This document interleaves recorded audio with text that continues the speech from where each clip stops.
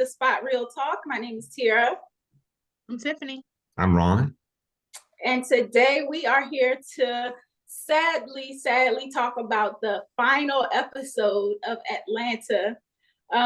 This has been such a roller coaster ride watching this show. I have to say personally, it was one of the best shows I've seen in a very long time. It's so original and just like so thought-provoking. So it's bittersweet, because they definitely have been doing an excellent job with the show all around. But it's coming to an end, and I personally loved this finale.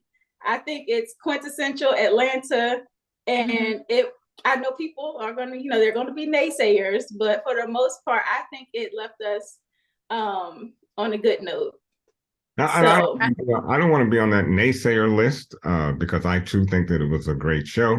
I do have to say it was one of the more confusing shows for me because I just couldn't keep up with that dreamscape that Darius kept having. And in one instance, when I'm thinking, oh, okay, this is true, and he's actually waking up from that deprivation tank, and and I'm like, okay, so is this true or not? What is this? So well, let's talk about it. Maybe we can walk through this together. All right, because the episode opens up and Darius is kind of zoned out. He has his headphones on. He's kind of watching TV, watching Judge Judy. And one of my shows. Music. So Ern and Al are kind of in the background of the house trying to talk to him, but he's completely tuning them out, kind of like staring at them, but not really paying attention to anything they're talking about. And so Popeyes commercial comes on. And so that whole opening scene was kind of like the setup for this entire episode, which we can talk about some of the little details they included later on. But Darius mentions that he is not going to be joining the boys right away for their lunch date because he has some errands to run and he has an appointment at the deprivation tank, which he calls a dep session. So those are real things. They're basically tanks where you can go in and they are like an Epsom salt bath where you are able to float inside of a little chamber basically. And it's to help ease your stress and anxiety and kind of help you relax. But it is said that if you overuse those deprivation tanks, you can lose track of, what's real or what's not, because it does induce some vivid hallucinations and wild dreams. Did you have something to add, Tiffany? I was going to say, I have not been in a deprivation tank, but I've been to like Spa World. And in there they have these. Have you been there?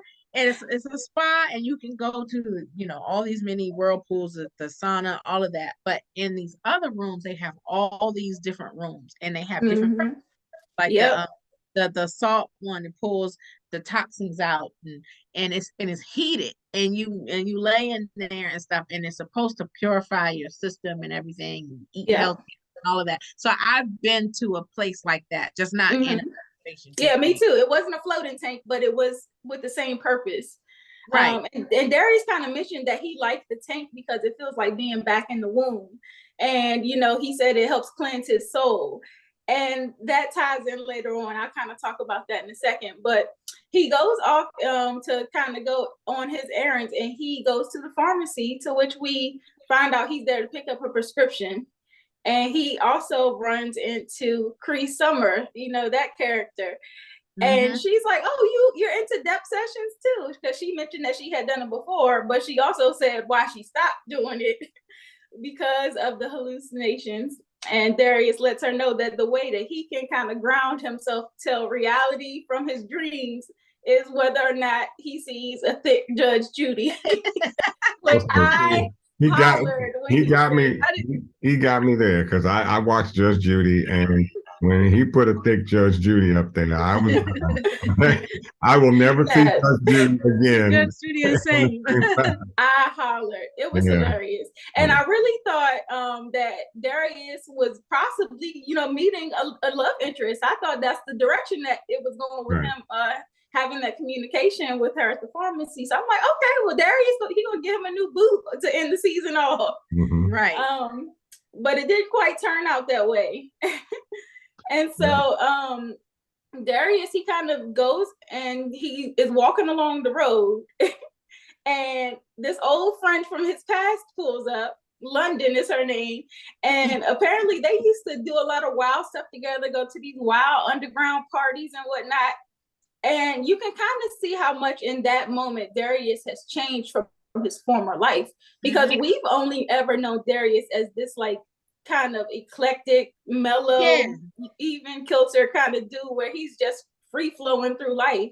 We don't know necessarily the super wild Darius that, I mean, we've seen glimpses of it, but the way she was talking is like they used to really get down.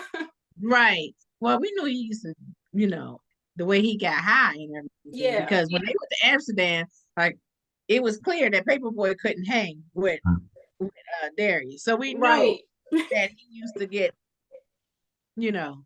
But she was wilding out all the whole point. I mean, it was, you know, if I would, you know, I understood Darius getting in the car, but if it had been me, I don't know. Girlfriend was too strong. She was a little too strong. Oh, she was crazy. She was crazy. I was like, Lord, he gonna and then it only got worse. I said, they gonna end up in an accident? Or is he gonna end up in a bang? I was like, oh my gosh. I said, don't tell me he's gonna end on that type of note with Darius. And you know what? And I was like, okay, so she hits the guy on the bicycle after taking the cop's gun.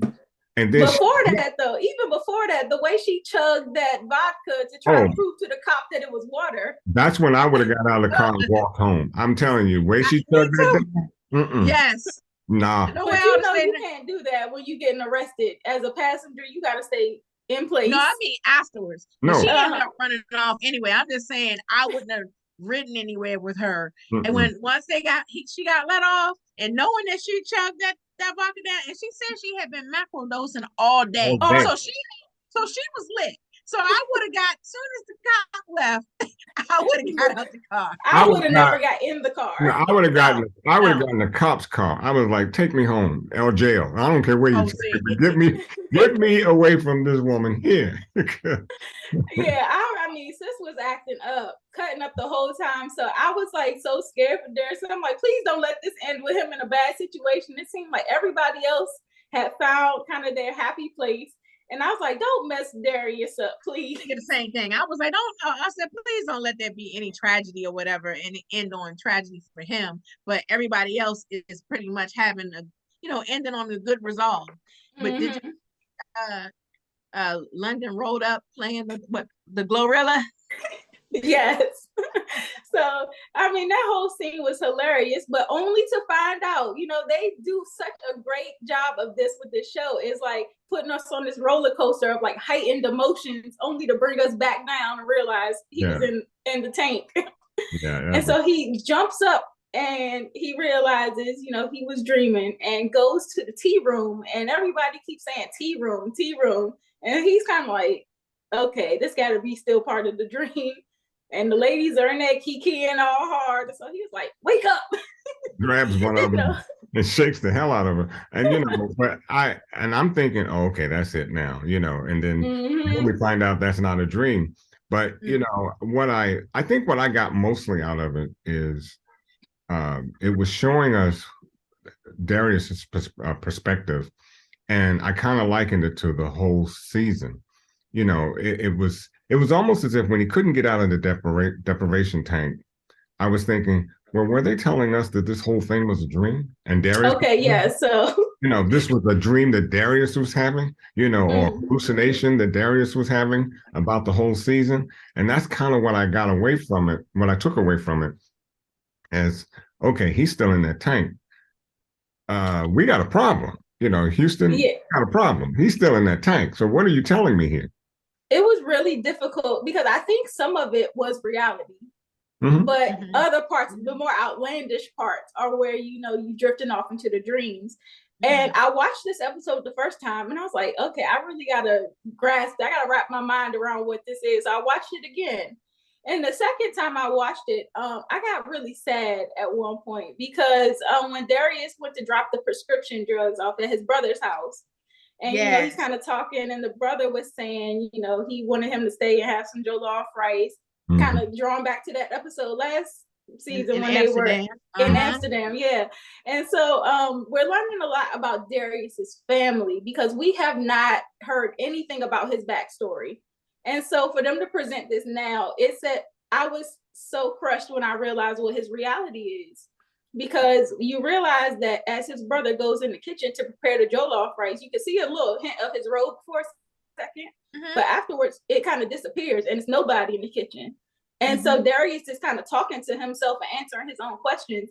And he was like, I really missed you, man. And the brother had mentioned that he was sick already and said that, he wanted Darius to go out and live his life.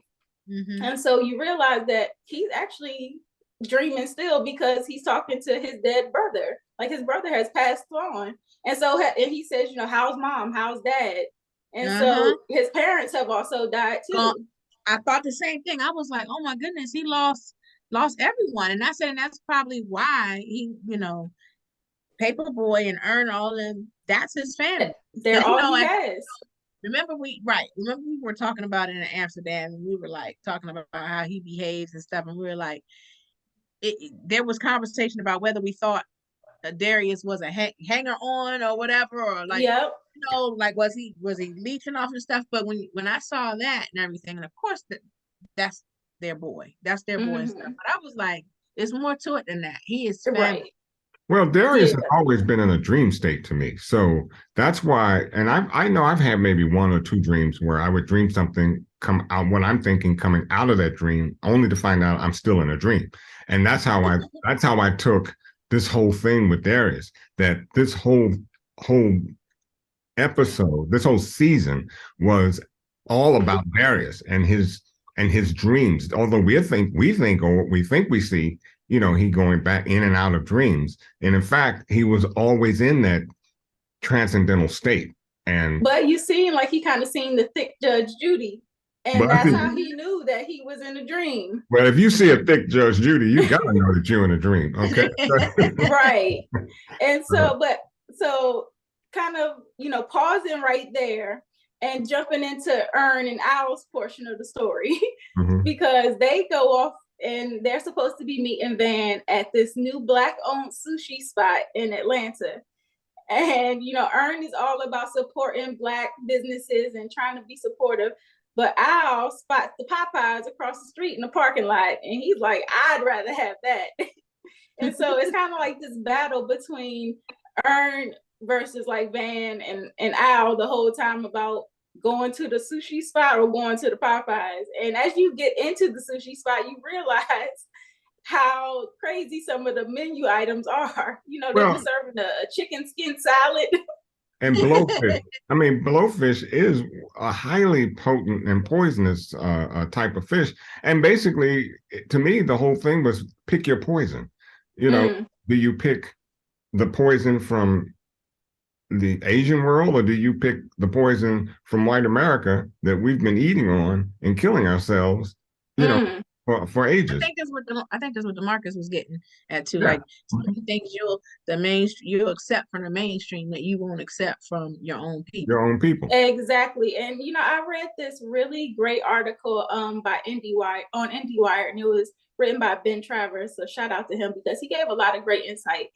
And he was talking about, and Tiffany, I think you're going to speak to this as well, but the issue going on in the restaurant, basically it's kind of maybe not earned per se, because Earn was the one that was defending them, like trying to keep them there, trying to make sure that they support Black business.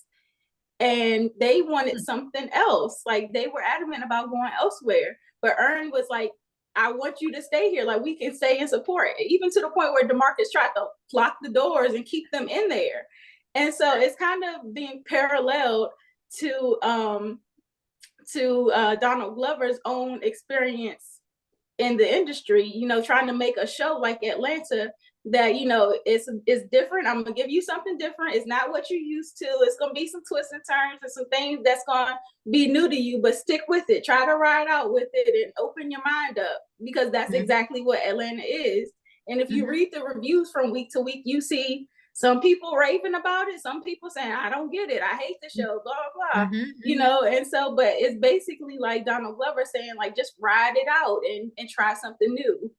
And so, Tiffany, I think you were going to speak to that point as well. Yeah, just saying it's still of the culture. And and I know we've said it in many recaps that we've talked about that, Black folks are not a monolith. And because it's different, it doesn't make it any less Black. It's still of the culture. He's still speaking on relevant things pertaining to us. Yep. So he even mentioned DeMarcus did about how his restaurant was jam-packed when Queen and Slim came out. And we know how that movie was received as well. People were very upset at the ending. And so, but it's kind of like a parallel because it's saying like, do you try to make something for the culture, and you hope that it's received well. But at the end of the day, whether people choose to stay or people choose to go, it's, you can't control that. And so at the end of the episode where, they just end up going to Popeyes, it's kind of like, okay, give them what they want, type thing. And I think that's, if I had any negative point about it, is the fact that it continues to show how you say we're not monolithic, but we tend to still do the things that harm us the most. Now, I got it. I got the fact that you didn't want to be in a restaurant eating something that you've never had before, but you do know that it's poisonous. You saw that the guy was using his own bare hands, preparing the meal, and it was served at room temperature. But that is how you make blowfish. But the whole point is, the sushi with blowfish. But the point is, if you've never had that stuff before and you're not used to it, I can understand you may not wanting to eat there. But my biggest problem I had was you going to Popeyes right next door, eating some other type of poison, which is just as bad for you, if not, definitely bad for you long term. So I could understand, I understood Paperboy, I understood Earn. Earn was right in saying, hey, let's support Black businesses because we need as a people to do more of that. And even this very day, that's not something that we do. But at the same token, it's a food that you are not familiar with. So I don't know. I was really torn into whether, if I were there, whether I would stay and eat something that could be harmful, because look, I get it. I'm not used to a Black dude fixing blowfish. I don't know anybody that does that. So I was just going to add, because it's also about what's on the surface, like the appearance of things. Yes. Because DeMarcus pointed out, he was like, we don't trust each other. We as Black people don't trust each other.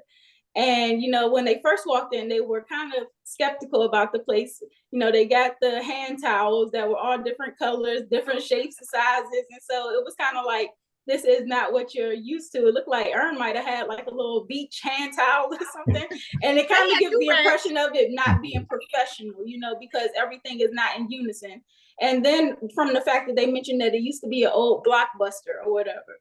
And so it's kind of like the appearance of things, we're overcritical of each other as well.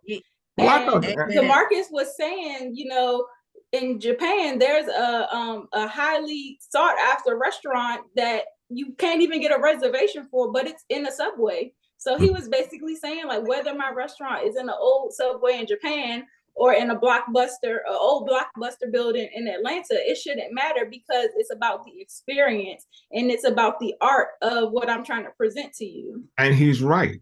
And I didn't care whether it was a remake of an old Blockbuster spot. Didn't bother me any, and it wouldn't bother me if I actually went to a restaurant owned by a Black person that used to be run or owned or managed by, Blockbuster. That doesn't bother me.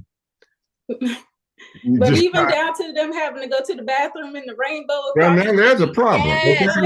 See, now we're getting to the, as my grandma was saying, the nitty gritty. Right. That's a little ghetto fab. That's a little that's right. a little ghetto fabulous. And then they were also selling do-rags. And yes. And restaurant too. Not to mention that they were offered, before they were getting ready to jet up out of there, they got offered some hot white Hennessy. So, in honor of that, guess what I'm sipping on today? I got my hot white Hennessy. Yeah, I wish Instead of sake. Instead of sake. I I wish I had a cup full because I could use them right now. But hey, you know. I holler though because I do appreciate like the subtle nuances they put in here. It's like it's comedy injected into truth. It's some truth and it's stuff that we as a Black community need to kind of grapple with and think about how we're going to move forward with some of this stuff. And I hate to overgeneralize because it's not everybody, not all Black people are the same. Like you said, we're not all a monolith, but for the most part, I think that we could benefit from being more open-minded. Well, we go to Asian restaurants Absolutely. all the time and buy that Chinese food, and we don't care what's in it. I've always had suspicion if it's real chicken and beef in that joint. And look, by the way, some of the best hibachi I have ever had was prepared by a Black man in Jamaica. Hey. So let me tell you that when I go to Atlanta, there's a Black-owned Mexican restaurant that I go to, and it is delicious. Hey, I love it. Exactly. And so, what were you going to say, Ron? No, I say I would like to see more Black-owned restaurants that have things other than fried chicken and cornbread and chitlins. Hey, that stuff we had to grow up on because of our situations as Blacks and enslaved Blacks, and we had to eat what everybody else was throwing away. Got you, but we can make a change in our palate. And so I would like to see an Asian run a Black run Asian restaurant. I would like to see that. I don't have to eat the blowfish, but I'm sure there are other things that they have I could taste. It's all about just growing and diversifying, culture. And to your point, earlier in the episode when Darius was talking to Cree Summer, she was mentioning how instead of doing the depping, she changed her lifestyle. She said that she became mostly vegan, and that's something you see like a lot of people leaning towards now is the vegan lifestyle. And so I think that it was balanced. This episode was balanced. Why it was a critique on certain aspects of Black culture, it was kind of balancing out with the view of like self-care and a new perspective on self-care, the depth sessions, the lifestyle changes in terms of Darius not wanting to go out and party and do all the crazy stuff anymore, trying to take care of himself. And then, like I mentioned, the vegan lifestyle. So I think it was kind of balanced in how he interpreted the whole ordeal. But when Darius came in at the end, so I was like, wait a minute now, is he there to join in? But he came to save the day, apparently, because they was about to get locked up in there and forced to eat the poisonous fish. See that, which is what I thought. It seemed like a dream when he bust in there like that, and then when he pulled up in the pink ride and everything. Because I was just like, this whole time I don't think we've seen Darius with his own ride. He's always been riding with them. Right. So I was like, what was it, a Jag or Maserati? Maserati, yeah. Pink Maserati. So I was like, when did Darius get a pink Maserati? And the way he pulled up, like they were and set it off, I was like, is he dreaming? Right, but the fact that he already had the Popeyes waiting for them in the car, and I was like, okay, there's no way he could have known like that they wanted the Popeyes. So this has to still be a dream. And you've never seen Darius violent. So when he just jumped in there and knocked out my boy DeMarcus, he punched him right in the face. Yeah, when he just, clocked DeMarcus, I'm thinking, okay, this got to be a dream because I've never seen that, Darius to be physical like that. But, and like you said, and he jumps in a pink Maserati. My gracious.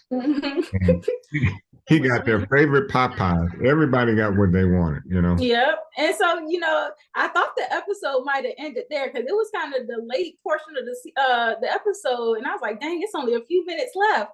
And here they are eating Popeyes riding off into the sunset. And I'm like, and they were looking happy with them chicken sandwiches. I think that also was like a parody about that, because remember when the chicken sandwich came out and it was those lines around the corner. Yep. People were acting crazy over them chicken sandwiches. So I was like, I think maybe it was a little was because Paper Boy even mentioned it. He was like, let me hurry up and get over to Popeyes before the school kids get out of school because they're gonna sell out. And look, right. So that's why I said he's spoofing. let me be completely transparent. I was one that stood in line for that chicken sandwich, and I don't normally eat Popeyes, but I had to get that experience. I did too. I like the spicy one. But, Yeah. but also like a double entendre, because of course, give the people what they want. They wanted Popeyes the whole time. Give them what they want. The audience wanted something that they could relate to, and that's not so outlandish as some of Atlanta has been. Give them what they want. So it's kind of maybe even a triple meaning, Yeah. So they get back to the house and they're kind of laughing over the whole ordeal and blaming Van, because they're like, if you hadn't suggested the sushi place, none of this would have happened. And Darius mentioned that he actually stole the car from valet, and they're like, you had us rolling in a stolen car? And he was like, oh, don't worry about it. I'm still in the tank. And they're like, no, you're not. No, you're not. You're here with your friends. Right. And he seems to think, maybe, this is just a dream and you're all just in it. This whole thing has been a dream. So that's back to your point, Ron, about what you were saying at the beginning. Exactly. Has this whole ordeal for the day with them going to the sushi restaurant and Popeyes and all that stuff and the depth session, was that all a dream? Or was the entire season a dream? Sorry, the entire show. Period. The series. I look at it as a dreamscape. That's what it is. And I do too, because if you think back to some of these previous episodes, like you wonder why Darius wasn't fazed when he was walking into Target with all that mayhem going on. Yes. He obviously thought he was in a dream. He's been floating through this whole series without a care, kind of being so nonchalant about things. And we're like, what's up with him? And now we kind of realize maybe it's these depth sessions that has him thinking he's dreaming. Mm-hmm. And I don't know how long he's been doing it, but apparently it's been for a while. So it kind of it's like this whole like mind-blowing experience, because you sit back and you're like, dang, I got to look at this whole series from a whole new perspective. But that's what brings the finality so real and so interesting about Glover, because for you to, because initially I have to admit I was looking for something different in the finality. I was thinking maybe we get some closure about what Al's going to do. Maybe we get closer to Van and Ern and their relationships. Maybe we will even see Darius come up and be, something different than what we know of him to be. But then yet, it's all about a dream. It's all about, this was Darius. This was his show. This was, it was really just showing us who he really is and how he really thinks. And it gave us a little bit about what we know about Darius. He's always in this kind of dreamlike state. And that was the finality of it. I do think some of it was real, though. I don't know. When we go back to when we end with him still being in that tank, that's when I'm saying, okay, what? Well, was he though? Well, because they didn't actually show us whether Judge Judy was thick or not. Right. So they left it open to interpretation. I don't know. Well, when they end up all together, and that's how I looked at it. The way they finalized this series, they started out together in Atlanta, and that's how they're ending. They were all together. Yep. So I was just like, that was the way that he kind of smiled at the TV, regardless of the outcome, whether he seen thick Judge Judy or not, he smiled in a way that let me know that he was satisfied with whatever he saw. That I think that he was happy. I think that he was happy that they were all together, that they were in a good place, because they are really, because it looks like we finally learned that I was going to call him by his real name. Darius lost his family, his brother and his parents and stuff. So, Paperboy is thriving in his career, whether he decides to stay in it or not. He has options. Yeah. Ern has options. His family's back together. Ern's family's back together and stuff. So, and they are Darius's family. So, I think he was satisfied with how they were. Exactly. Yeah. So I was kind of mind blown by this ending and how they did it kind of like Inception style.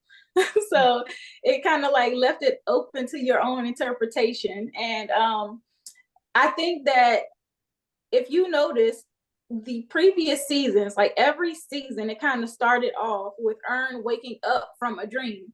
The very first episode, season 1, episode 1, Earn wakes up from a dream in bed with Van, all the way out through this most recent season where he's in Amsterdam and he wakes up from the dream from the Hart family episode.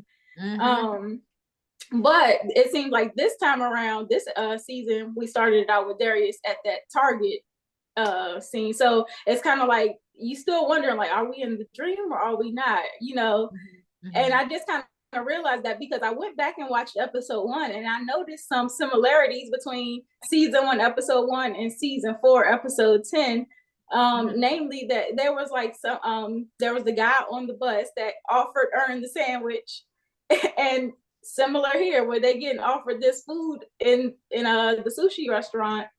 And there was also like a call back to Darius because this episode he was asking Earn to do a depth session with him, and Earn was like, "Oh yeah, I'll think about it." And he's like, "That means no. That almost always means no." And Darius said something very similar in season 1, episode 1, where he was asking Earn's dad could he measure his tree, and his dad was like, "I'll think about it." And then you know he was like, "That almost always means no." So I like how they kind of draw in things from earlier episodes and seasons, similar characters and stuff too. So I just think that they were so masterful in how they were very intentional from the beginning with every single detail they put in this show. And we as the audience don't get to realize how intentional they were until the end. Okay. And it all makes sense. Like if you think back to episodes with the Teddy Perkins episode, that was like so off the wall. And the episode where they driving off in the invisible car, and you like, what is this? You know, and so it makes sense in the end when you think about it from the perspective that we are all living in Darius's dream. Now, has anybody read anything about season 5? Because I read where there is no season 5. Well, I know that, but I have read something that production was delayed and there could be a season 5 in 23. I know that we heard that there isn't going to be, but I don't know. I hadn't read that.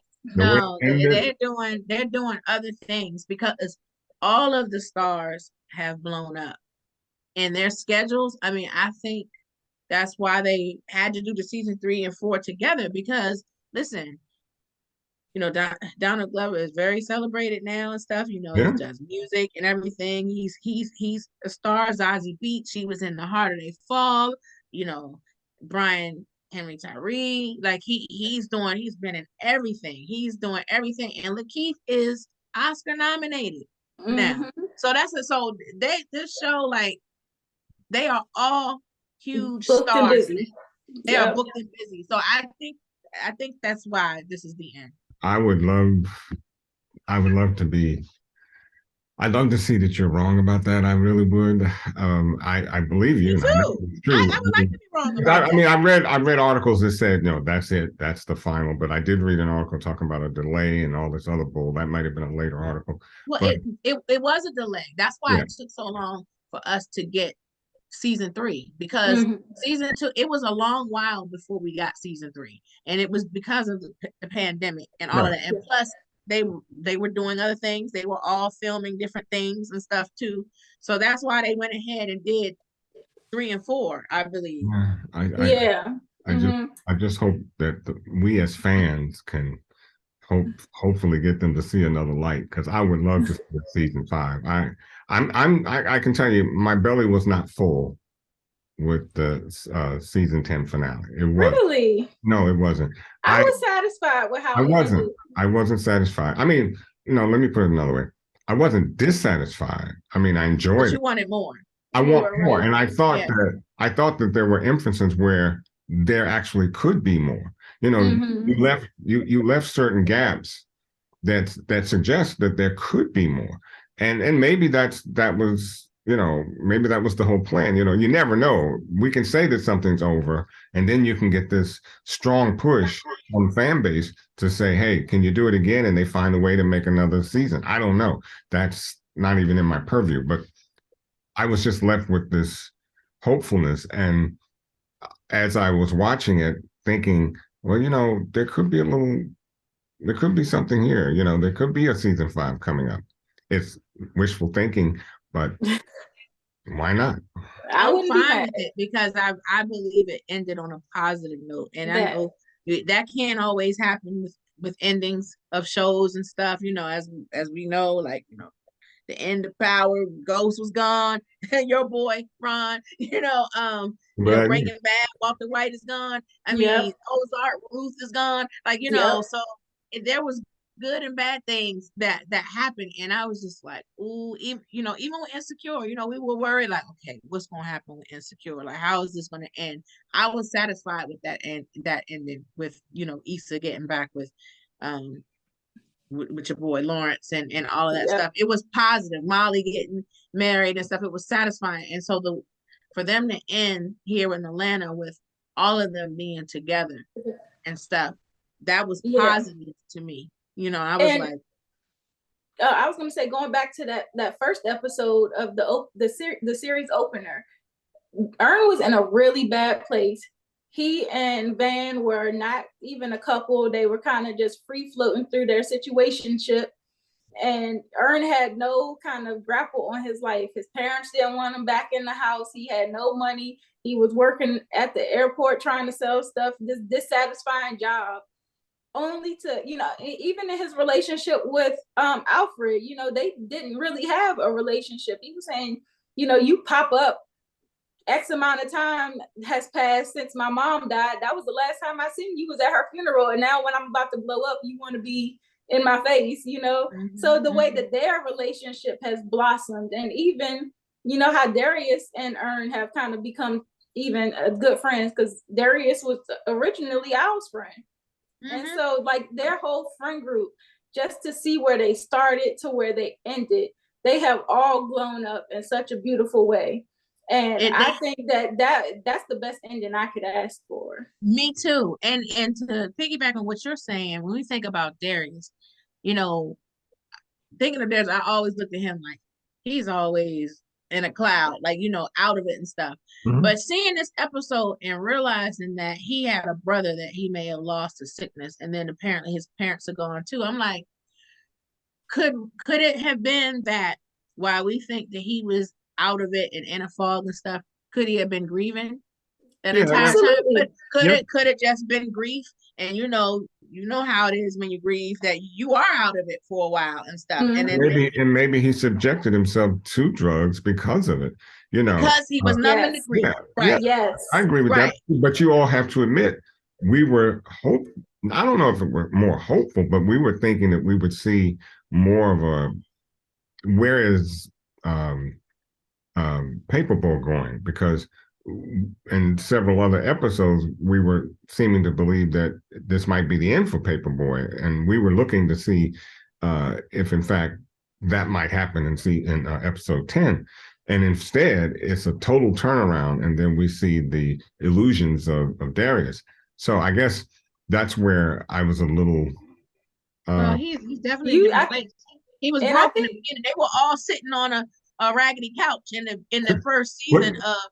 Out there, they were broke. Yeah. Now he has means. So whether he stays in rap or not, he has means. So does Earn. So does their family unit. And Darius, I think that smile was like, I have family. I got good friends. Like, I may have lost, my biological family, my nuclear family and stuff, brother, parents, whatever.